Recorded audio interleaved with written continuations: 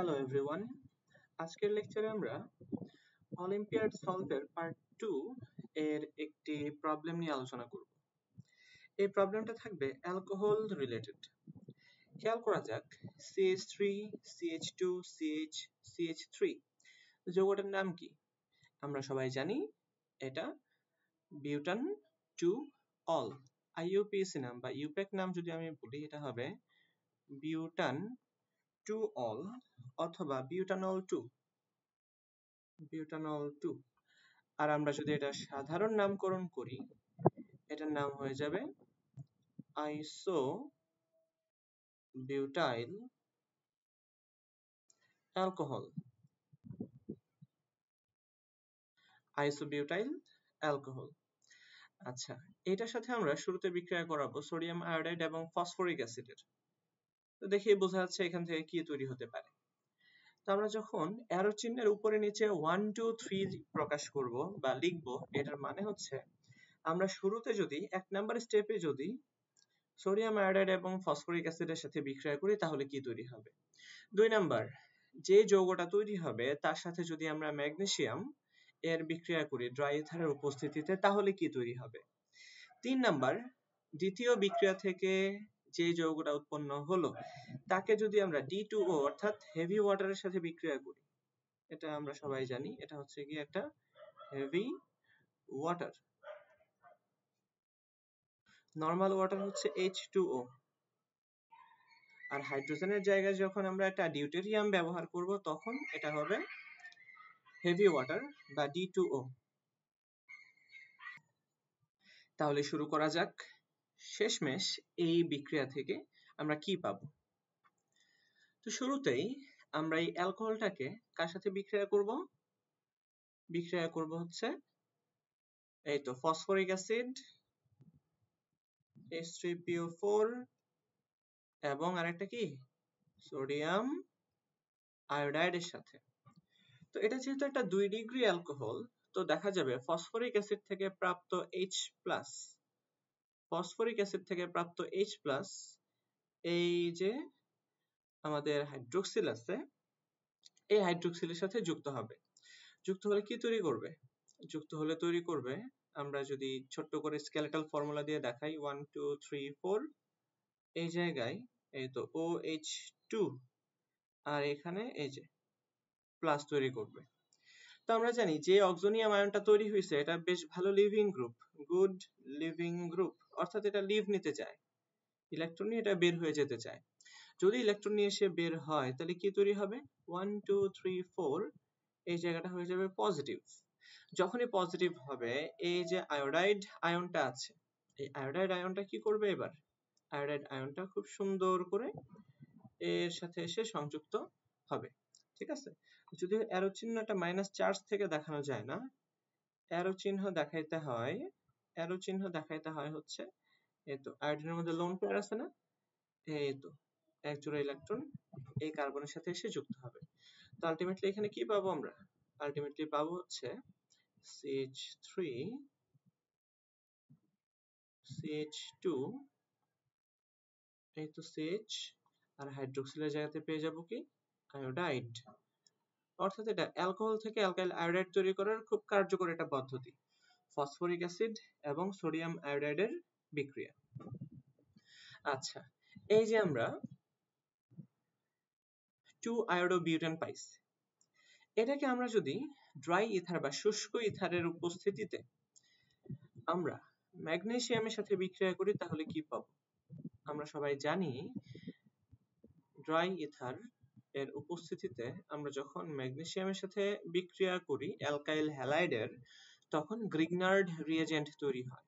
1 2 3 4, এই তো 4টা কার্বন, এই জায়গায় ম্যাগনেসিয়াম আয়োডাইড উৎপন্ন হবে। এটাকে আমরা কি বলি? এটাকে আমরা বলি গ্রিগনার্ড, ভিক্টর গ্রিগনার্ড, যার জন্য নোবেল পুরস্কার পেয়েছিলেন, গ্রিগনার্ড রিএজেন্ট বা গ্রিগনার্ড বিকারক। এই গ্রিগনার্ড বিকারক এর সাহায্যে আসলে সবকিছুই তৈরি করা যায়। আমরা সবাই জানি, আমরা যদি ফ্যাটি অ্যাসিড বা কার্বক্সিলিক অ্যাসিডের সাথে এই গ্রিগনার্ড বিকারকের রিঅ্যাকশন করাই, অর্থাৎ GR গ্রিগনার্ড রিএজেন্ট। অ্যাসিড এর সাথে গ্রিগনার্ড রিএজেন্টের বিক্রিয়া করালে তৈরি হয় অ্যালডিহাইড। অ্যালডিহাইড তৈরি হয়, অথবা কিটোন তৈরি হয়, মানে জারণের উল্টা বিক্রিয়া হয়, বিজারণ বিক্রিয়া হয়। আমরা যদি অ্যালডিহাইড বা কিটোনের সাথে আবারও গ্রিগনার্ড রিএজেন্টের বিক্রিয়া করি, সেখান থেকে পেয়ে যাব এক ধাপ নিচে কে থাকে? এক ধাপ নিচে থাকে অ্যালকোহল। অ্যালকোহল আমরা পেতে পারি 1 ডিগ্রি, আমরা পেতে পারি 2 ডিগ্রি অ্যালকোহল, আমরা পেতে পারি 3 ডিগ্রি অ্যালকোহল, অর্থাৎ 1 ডিগ্রি, 2 ডিগ্রি, 3 ডিগ্রি সব ধরনের অ্যালকোহল তৈরি করা যায়। শুধুমাত্র আমি দেখাই দিচ্ছি, ফর্মালডিহাইডের সাথে গ্রিগনার্ড রিএজেন্টের রিঅ্যাকশন করালে 1 ডিগ্রি অ্যালকোহল পাবো। অন্য যে কোনো অ্যালডিহাইডের সাথে বিক্রিয়া করালে 2 ডিগ্রি অ্যালকোহল পাবো, আর অন্য যে কোনো কিটোন বা যে কোনো কিটোনের সাথে বিক্রিয়া করালে 3 ডিগ্রি অ্যালকোহল পাবো। আর আমরা যদি অ্যালকোহলকে যদি আমরা আবারও গ্রিগনার্ড রিএজেন্টের সাথে বিক্রিয়া করাই, তাহলে এখান থেকে ডিরেক্ট আমরা পেয়ে যাব হচ্ছে অ্যালকেন।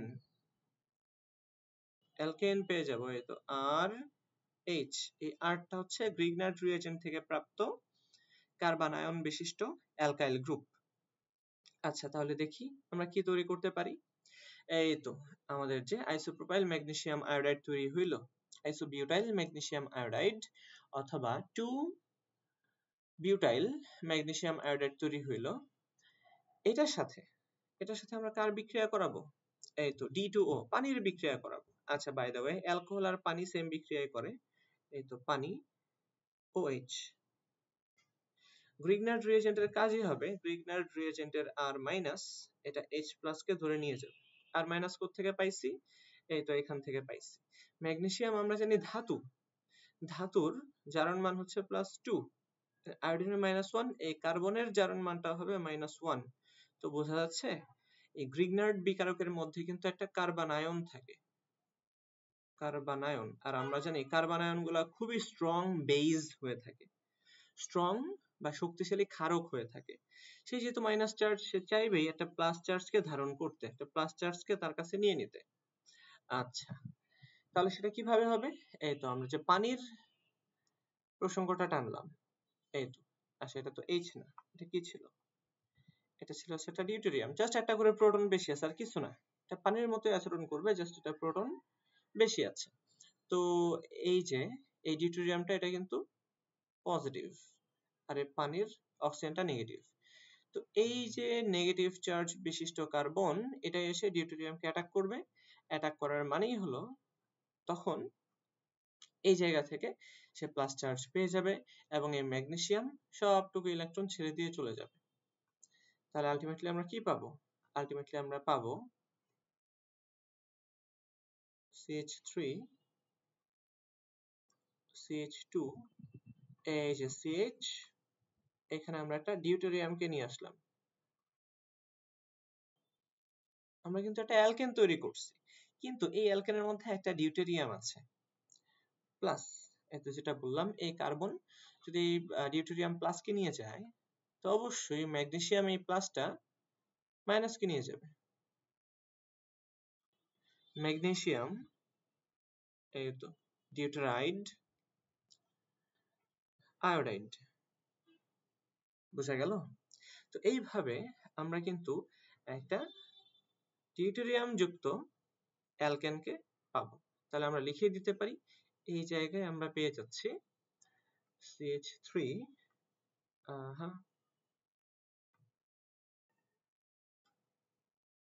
এই, তাহলে এই জায়গায় আমরা কি পেয়ে যাচ্ছি? CH3